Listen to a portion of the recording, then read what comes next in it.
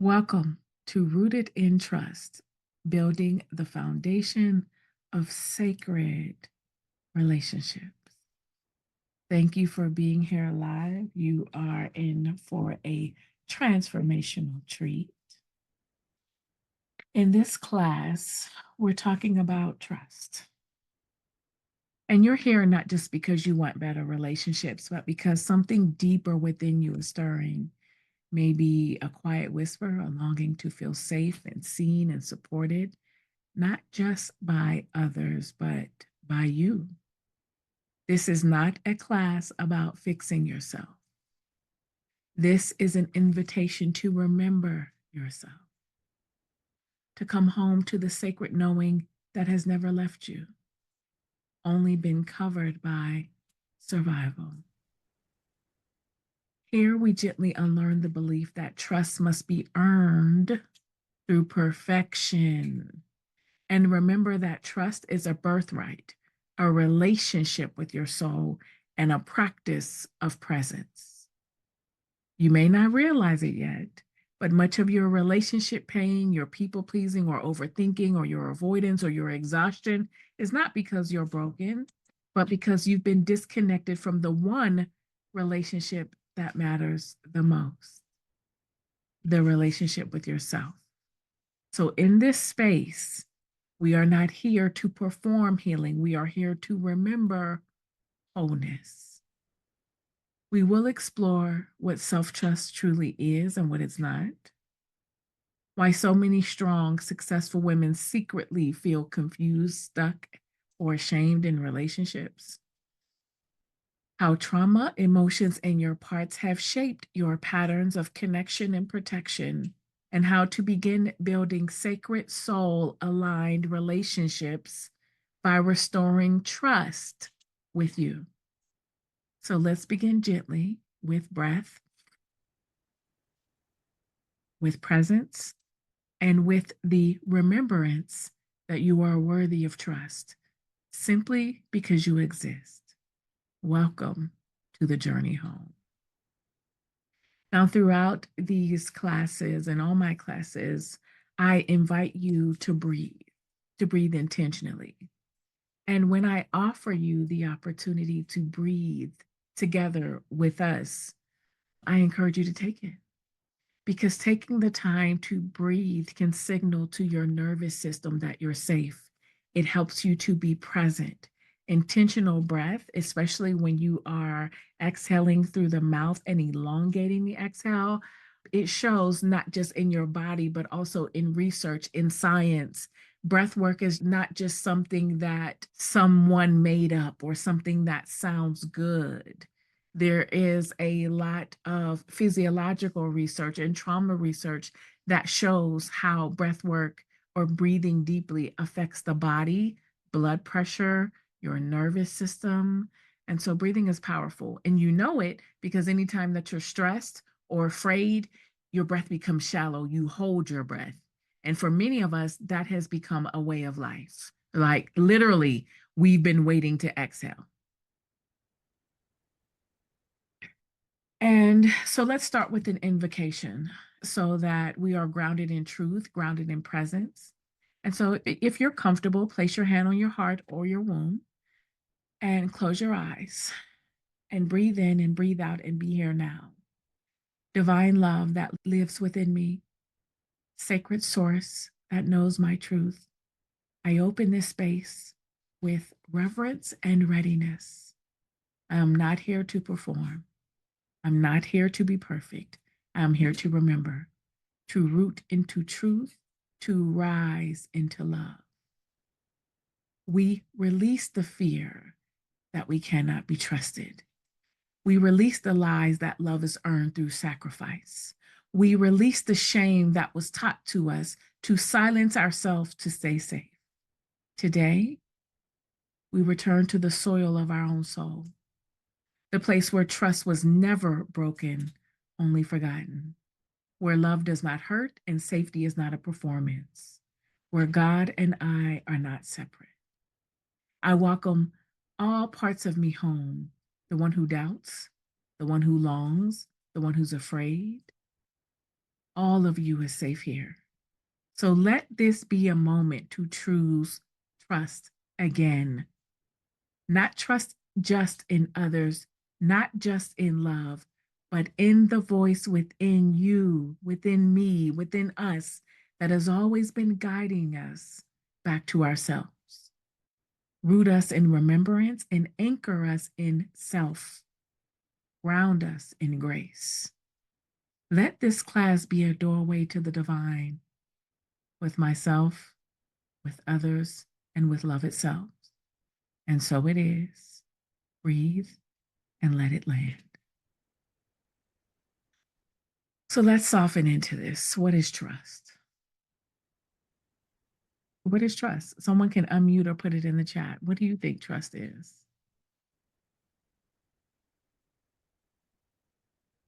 What is trust?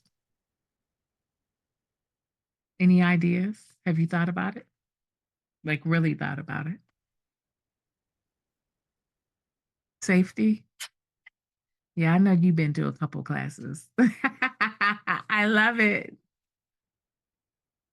I love it. Thank you. Trust is a felt sense of safety and connection. It is not blind or naive. It is the embodied knowing that you can rely on something or someone without abandoning yourself. Trust isn't built in the mind. Trust is not built in your mind because, especially as superwoman, we've been taught so much to be conditioned with thinking and intellectualizing that everything is in the head. It's not. It's in the nervous system, in the body, in the patterns of experience. Trust says, I can be here with what is. I don't have to perform or be perfect to be safe. I can rest in what's real, even when it's uncertain. Trust means to release the constant need to prove or predict. Let's just breathe this in for a moment and just notice what comes up in your body. If you notice any sensations, any feelings, maybe even any memories or color, because most of us have been traumatized because trust has been breached or broken or betrayed. So to trust is to release the constant need to prove or predict, to let your guard down without letting your wisdom go, to stay present with your truth even when it's inconvenient. It means to surrender control without collapsing your boundaries, to allow in love without abandoning yourself. See, trust, it's a relationship. You don't just trust people, you trust life, you trust your body, you trust your inner voice, you trust your capacity to navigate what comes. Do any of you live like that? Would you like to live like that? To trust life, trust your body, trust your inner voice, trust your capacity to navigate what comes? This is what it's about. And if trust has been broken, it's not because you are broken. It's because somewhere along the way, you were taught that safety and connection couldn't coexist. So your body learned to protect you from both. So here's what you need to remember as an extraordinary superwoman. You, beloved, may not feel like you trust, but there is a part of you that remembers what trust felt like before the world taught you to be suspicious of your own voice. And that essence of you is still alive, very much so. To trust again is not to go back, it is to come home to yourself.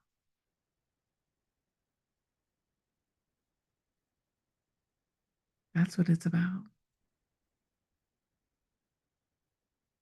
So let me show you. Let's deepen with talking about what does it look like when you don't trust yourself? Because this is so important. When you don't trust yourself, you outsource your knowing. You lean on others to tell you what's right for you. You will delay decisions, afraid of making the wrong one. You will abandon your boundaries. So that means that you will negotiate your boundaries for love, approval, or peace. You will confuse fear with intuition. And basically, if you confuse fear with intuition, you will react to your triggers instead of truth. Anyone ever done that? Reacting to your triggers instead of what's true? And that's important to understand because people who are manipulative, because I know there's a lot of conversations on the internet about manipulators and the narcissists and the predators. See, they know how to exploit any insecurities and patterns of self distrust. They not only exploit it, they will pretend in the form of love bombing to be the safe place, to be the thing that you can trust, to be this ideal, which is not real, of what you want and what you need. See, when you don't trust yourself, then you can distort your relationship with God. You might micromanage life, meaning trying to predict and prevent disappointment. And we do this in subtle ways. Even the pattern of being anxious. One behavior that I notice in myself and many other superwomen is that we think 2, 3, 4, 5 steps ahead. Why? Because we're trying to prevent things that we don't want to happen. We're trying to control life, control situations, and oftentimes control people because we do not trust. And we don't trust our capacity to be able to deal with life with the way it comes, even though we've already successfully shown that we can. Put life in the chat if you understand this. You hide your feelings, afraid they'll be rejected, so you reject them first. Did you hear me? You will hide your feelings, rejecting your feelings first before anyone else has a chance to reject your feelings. You will perform safety. So that means that, oh God, I know about this one. You will look fine on the outside while bracing for life, for impact, for betrayal, for things to go wrong on the inside. This is what it looks like when you don't trust yourself and you're not broken. And remember that your trauma is not your fault. It is your responsibility to heal. And this is exactly what we are doing today by practicing self-connection. So let's just take a couple deep breaths because I know that while I know I'm on fire already, I know that it can be triggering. And so I encourage you to be gentle with yourself, to be gentle with your truth and with your body, because you deserve to feel and you deserve trust and you deserve compassion. So just take 3 deep breaths with me, okay? Just to ground and to remind your body that we're safe, you're safe.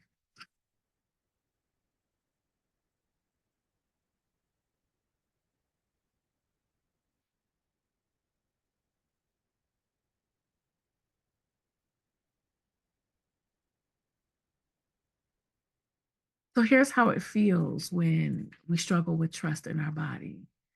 We might experience a tight chest or tightness in our throat when it's time to speak up. I know that one very well.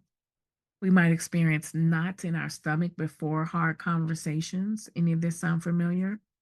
A constant hum of anxiety, even in good moments, or exhaustion from being on guard all the time. And remember, again, your trauma is not your fault. These are just symptoms of trauma because we have experienced things that shouldn't have happened, or we didn't experience things that should have happened, meaning our needs were met adequately. So let's do a micro yes practice, because practicing self-trust, it is a practice, it's intentional. And it doesn't have to be some big grandiose practice, but it does have to be intentional. So let's practice now. So instead of asking what is the right decision, because we can get caught up as superwomen in trying to be right, to make the right decision, to do the right thing. And that's a result of our trauma, particularly as Black women. And we already know, because of all of the stereotypes and the expectation to be strong, to be the superwoman, to always have an answer, to be the fixer. And that can create a lot of challenges with basically owning your humanity, being okay with being right or wrong as it comes. So I want you to ask yourself now, just ask, what's one small way I can honor myself right now? Let that micro yes or your aligned action show up. What can you do? What's one small way that you can honor yourself right now? And I welcome you to put your answers in the chat. Don't try to think of an answer. Let it come. Because the truth in you is always true, always available, always accessible, and always speaking. Princess says rest, powerful and true. So how can you honor your need to rest? Honor it, because trust grows through consistent self-honoring. How does that feel? Trust grows through consistent self-honoring. See, we know how to be consistent to other people. We know how to be consistent to the cause. We know how to be consistent through prioritizing or even identifying other people's needs, feelings, and emotions. Consistent self-honoring. Nicole says, give myself permission to feel. Exactly. And we're going to talk about that as well. Because it's your birthright to be able to feel. It's a part of you, your humanity. You deserve to feel what you feel. And emotions aren't always true, but they are always valid. Because what if I'm triggered, my emotions may not be true because I am feeling something that is a reminder of a past learned experience, but it's valid. And my healing comes from being able to witness those feelings with compassion. So here's the deeper cost. Without self-trust, you cannot relax into love. We want love, we want relationships, we want connection. We do, even if we act like we don't. And if we don't, it's usually almost always yes, I'll say, I guarantee it, because human beings were hardwired for connection. But what happens as a result of trauma is that we become hardwired for protection, meaning the way that our brain develops, the way the nervous system responds. If we experience trauma, the default, the survival mode is protection. But without self-trust, you cannot relax into love, because part of you is always waiting for the drop, the betrayal, the thing you should have seen coming. You end up living in preparation for loss instead of the presence of life. How does that feel in your body? You end up living in preparation for loss instead of the presence of life. Notice what comes up. And you don't have to fix, you don't have to do anything. If you notice a thought or sensation or feeling, just notice it because that's part of this self-honoring. And yet, even here, even now, there is still a part of you that remembers what it feels like to trust because that's the default setting because you are divine and you have a divine design. And so to reconnect with trust, you must return to yourself, to the self within you. This is the essence within you. Are any of you, I know several of you have been in my classes for parts work. If anyone does not know what I mean when I say the self, we can certainly talk about it. As a matter of fact, let me give you a definition in just a moment. Let me finish this slide. You must return to the self.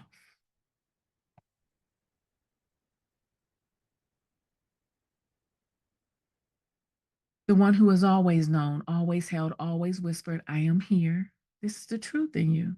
You do have a self because it's like the difference between your ego, and we all hear ego. We've all heard of attributes of the ego, but the ego is all of the ways that we've learned to protect and manage life, all of the masks that we wear, all of the pain or shame or vulnerable feelings that we try to hide and deny are parts. All of the ways that we try to cope with life, meaning the patterns that we develop as a result of trying to hide, lie, or deny our pain. But yourself, you don't build yourself from scratch. You are yourself. That is your divine design. And you don't perform your way into worth. You reclaim it because your worth is inherent. And you don't control to feel safe. You come home to see yourself, the unchanging you. It's the core essence that exists between or beneath your roles. Everyone understand what a role is? Superwoman is a role. The martyr, the fixer, the rescuer, the overachiever, the hyper independent roles. Put role in the chat if you understand.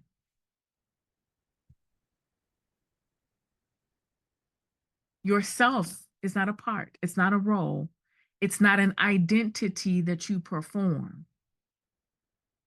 It is the still, steady presence that remains when fear quiets and performance stop. It is the true you.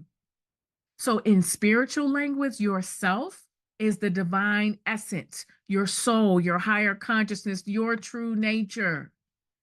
In all religions and spiritual practices, they all talk about an identity, a divine identity, which is more than the parts of us that have been out here afraid and trying to protect from our fear and struggling with life. You have a divine essence.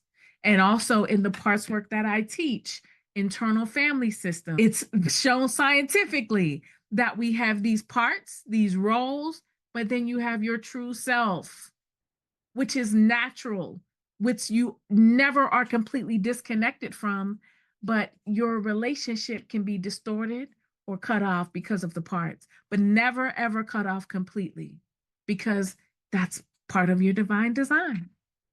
So in psychological language, it is the integrated, grounded, compassionate center of you.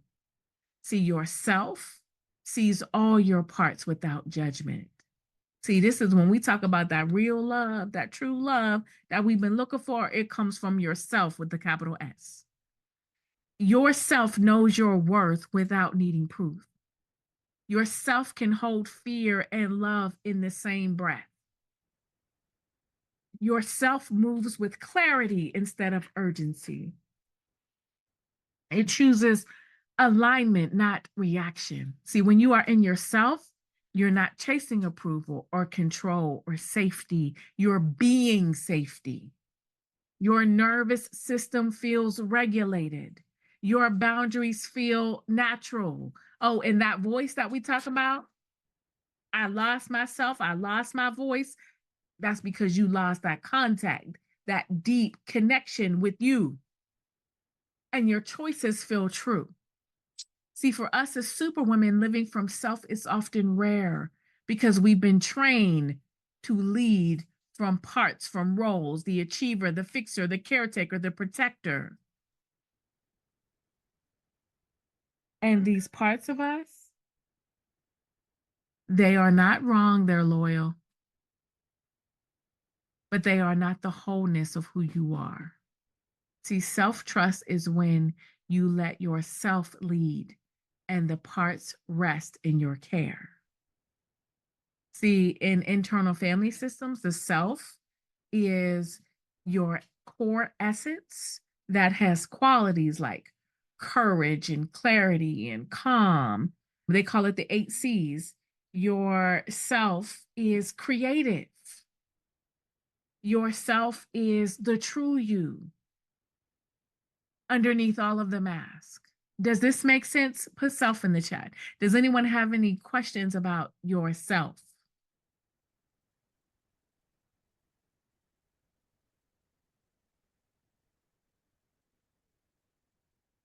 And if you have a question, you can certainly unmute.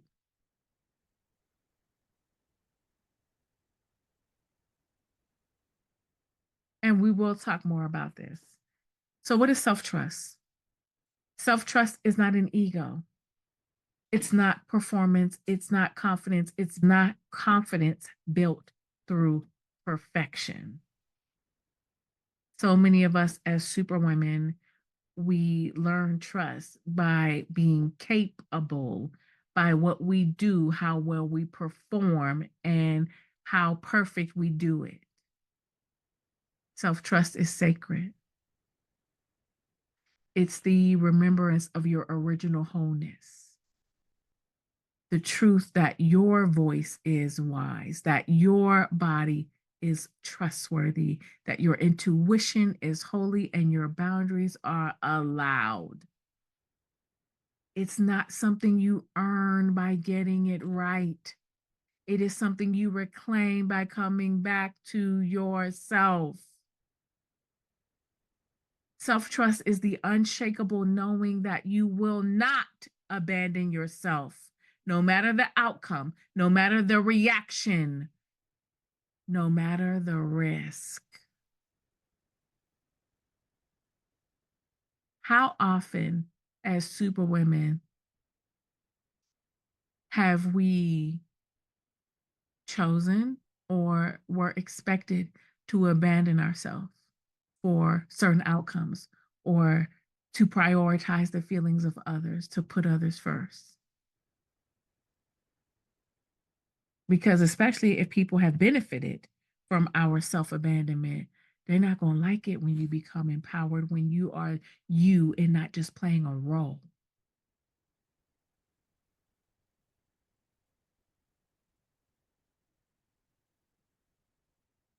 See, it's not about always making the right choice. It's about knowing you will meet yourself with honesty and compassion and accountability in every choice.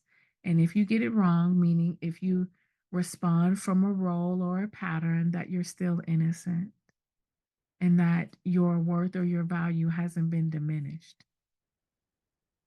See, self trust means that you believe that your feelings are valid without needing someone else to confirm them. You listen to your body signals and your intuition even when they go against the crowd.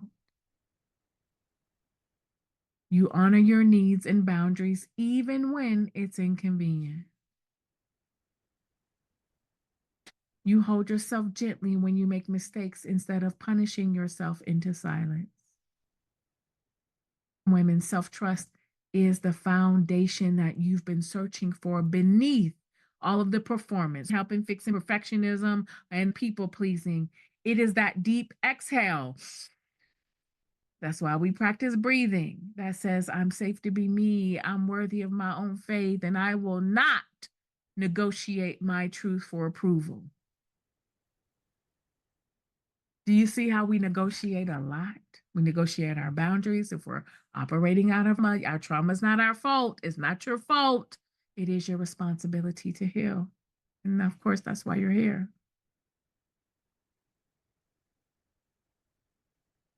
Self-trust. It's remember. So let's practice real quick. Because remember, self-trust is a practice. Let's name the voice of doubt. And I'm going to do it too. I'm going to do it with you. If you're driving, be safe. If you can, we're going to take 2 minutes. It's powerful what you can do and how you can grow and change in a matter of minutes because you've already done it.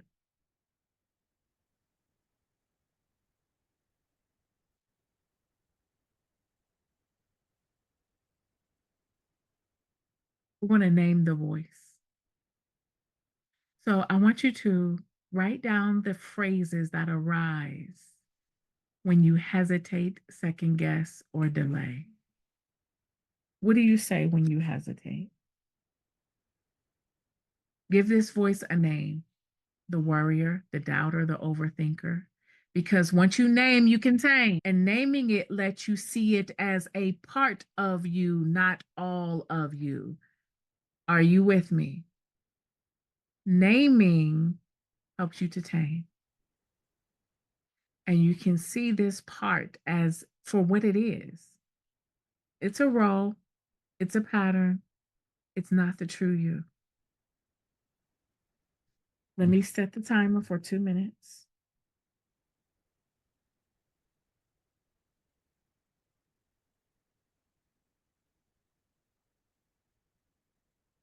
All right, let's go. Name the voice in your head and even write down some phrases that arise when you hesitate, second guess, or delay.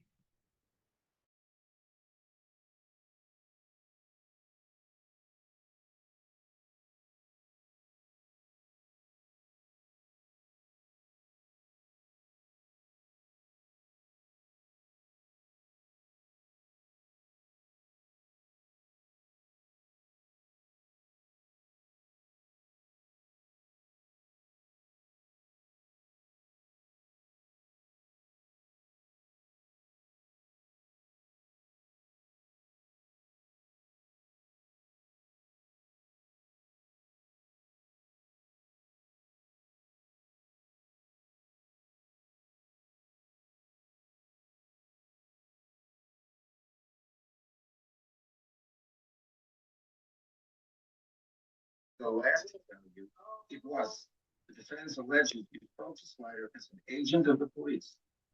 You? No, Your Honor, I didn't use 21 of the Why not? What's this collection on?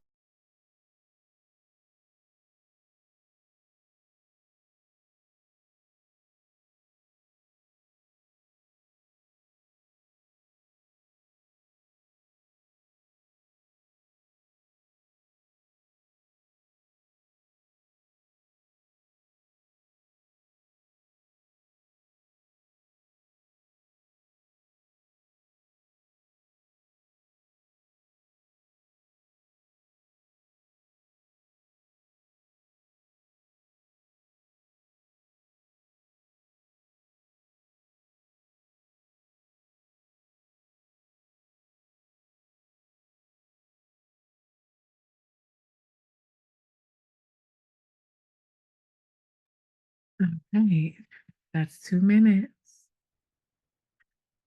Anyone want to share quickly?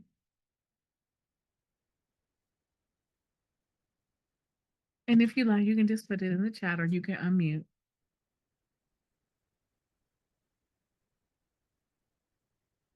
Any thoughts? Oh, I see. Doubter, overthinker, worrier, deficient, unworthy, failure, incompetent. Thank you. Now, would you like to name the voice? Because those may be aspects of that part. If you you may have already. If you haven't, give it a name. because when that voice starts talking in your head, you can recognize, oh, this is that part. This is that part. And you can ask because every part of you is valid. Every part of you has a purpose. And these parts, a part is just a piece of you, a voice, a feeling, a belief, or a role that formed to help you to survive. So, overthinking, being impatient, worrying is to help us to survive. Because if I think of all the things that can go wrong, then I'll be safe. Then I can prevent unwanted outcomes. And we also have these parts and these patterns to belong. I know, because to not belong to a human being, to be ostracized because of our evolution and our, remember, I said we are hardwired to connect. To not belong, to feel like you don't belong, to be an outcast can be traumatic. It's a human need. Okay, and turn the light off, sweetheart. I love you. And don't cheat. Don't try to be on the phone, please. So, a parts of us form to help us to survive, to belong, and to protect. It's not the whole of you, but in certain moments, it can feel like all of you. See, parts can carry memories. So, something that happened or didn't happen that shaped you, they can carry what we call strategies. So, in psychology, we have behaviors and roles that we've learned. They're called strategies that help to keep us safe. So people pleasing is a strategy. Yeah, we tell ourselves the story that we're nice. I'm just a good person. It's a strategy, it's learned. If we shut down for people that have controlling parts or overachieving, these are ways that we've learned to navigate life because that's what the ego is. The ego is trying to manage the world, to manage life, and securing our needs like love. But it's done in a way that can cause self abandonment and self betrayal. We cut ourselves off from love. And see, an emotion such as fear, shame, anger, grief, and longing are held by parts of us.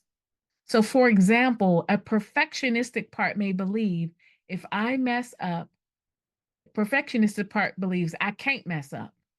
Or if I never mess up, I'll be safe in love.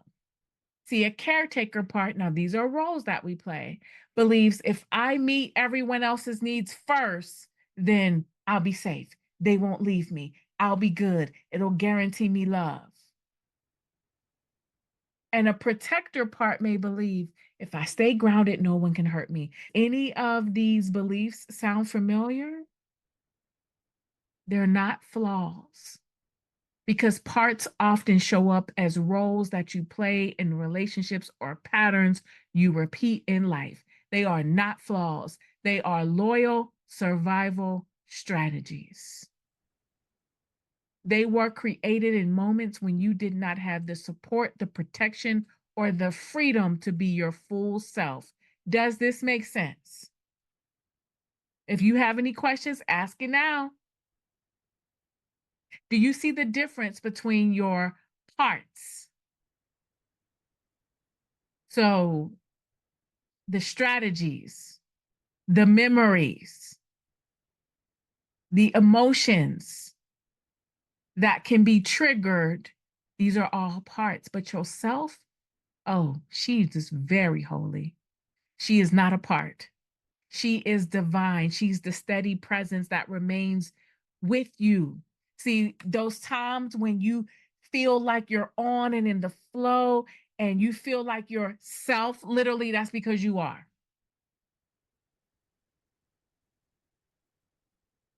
And being yourself, that's what self trust is all about.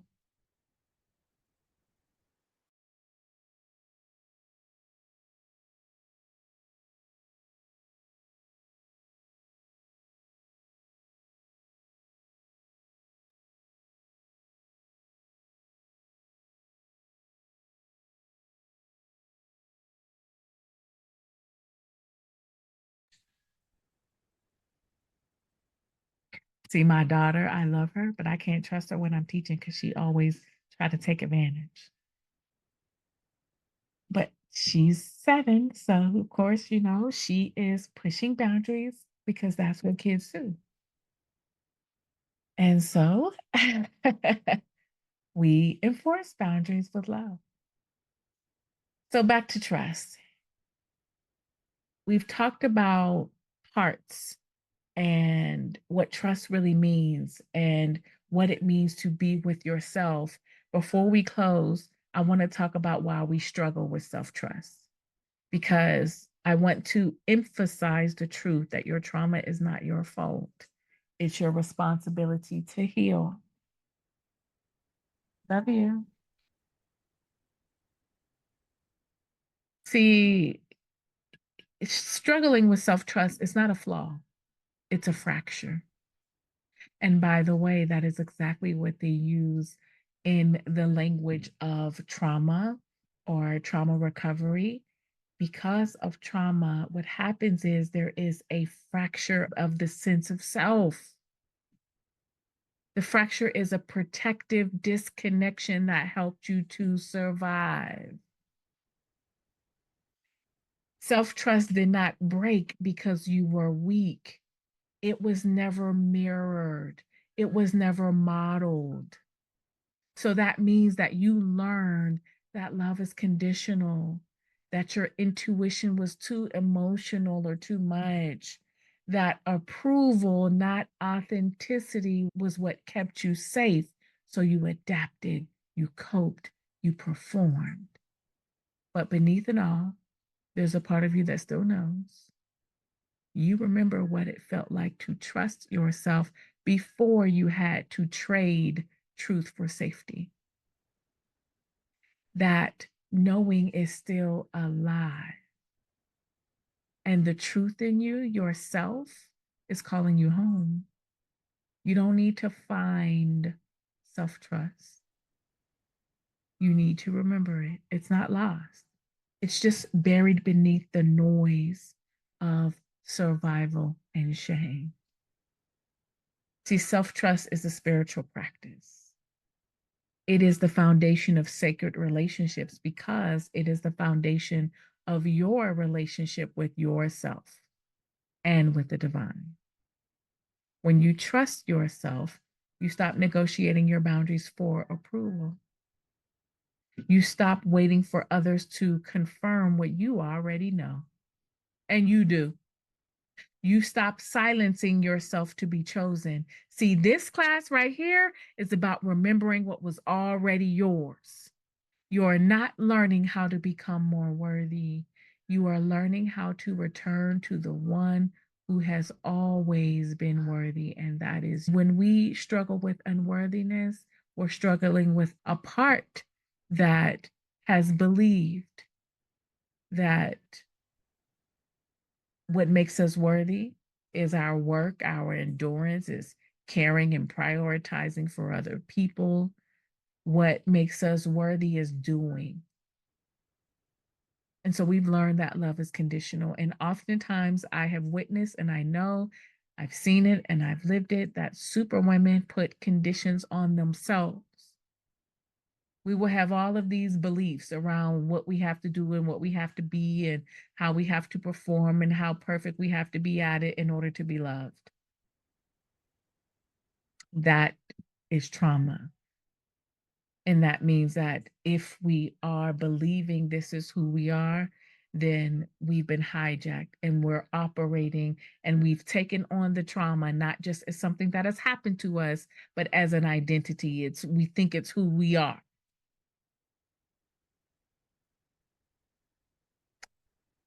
But let me remind you, you can learn how to trust again.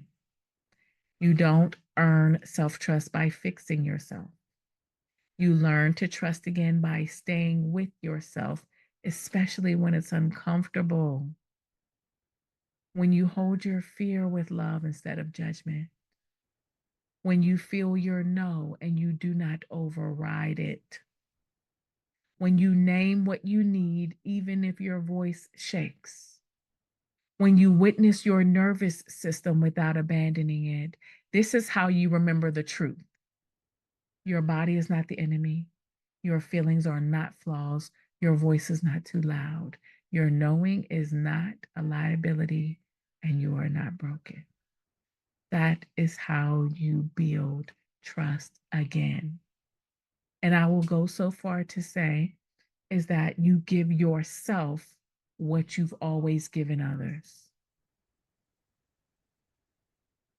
You know how we prioritize their feelings. We are in tune with other people's feelings, how we give support and understanding and lots of benefits of the doubts, how we'll say, but it's okay. You did your best. Does anyone feel me on this? All of the ways that we support and love and validate and care for others is what I'm reminding you, not just to give yourself, but it is your right. It is your humanity. It is your capacity to be the presence of love for yourself. Because so many are looking for soulmates. I know because I've done it. And what I was looking for was myself. And guess what? You've been here all the time.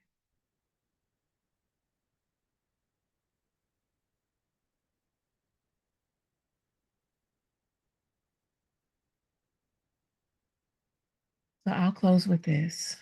Self trust doesn't begin with doing everything right. It doesn't begin with confidence or certainty. It begins right here in the quiet moment of presence with a part of you that you usually push away, the part of you that might feel unworthy or procrastinate or overthinks, is anxious, or the part that is the doubter or the doer. These are just parts trying to keep you safe, trying to help you to survive, trying to secure love, but they are not the totality of you. These are patterns, they are not truth. The healing, the reclamation of trust is to witness how you feel, to witness what is coming up for you, not to push it away, to notice it, not to silence it.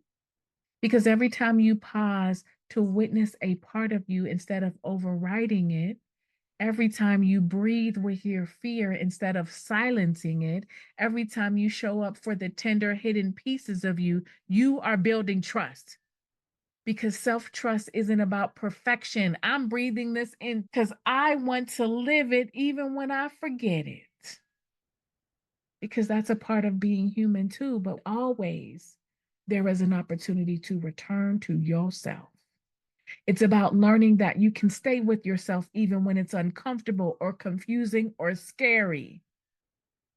That's what your younger self longs for. That's what your inner child longs for. It's what the part of you that was traumatized needed.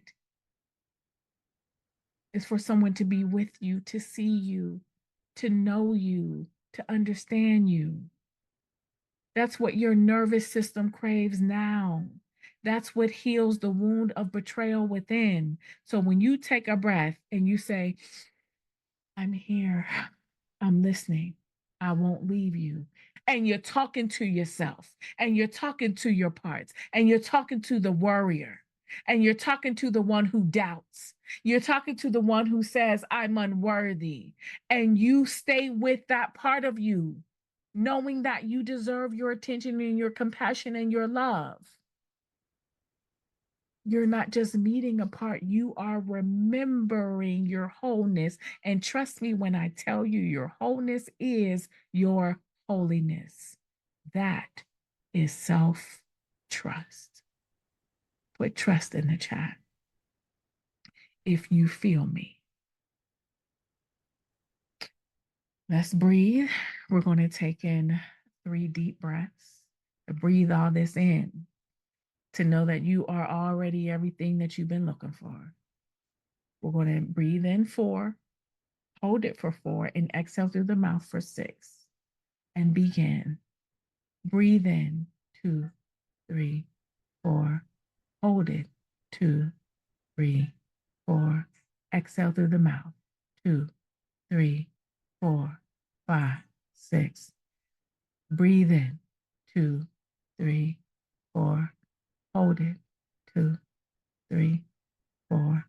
Exhale, 2, 3, 4, 5, 6. Breathe in, 2, 3, 4. Hold it, 2, 3, 4. Exhale through the mouth, 2, 3, 4, 5, 6. You deserve your own breath. And if you're willing, you can place your hand on your heart. As we close out, I call back to yourself now. You call back to yourself now. Not the self you perform, but the self you are beneath the noise, the self that remembers.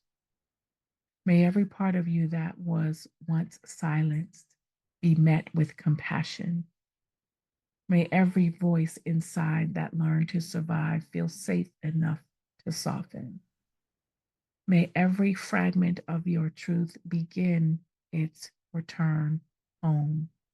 You are not broken. You are not behind. You are not too late to trust yourself. You are becoming familiar with your own rhythm again. You are learning to hear the sound of your yes and to honor the wisdom of your no. You are remembering that trust is not something to earn, it is something to reclaim. So as you rise from this space, may you walk more gently with yourself. May you speak more honestly with yourself. May you listen more deeply to yourself. And may you know, just not in your mind, but in your bones, that you are worthy of your own trust. The sacred in you already knows the way, and you're not alone on the path back to you. It is safe now to stay. Amen. Ashe. And so it is.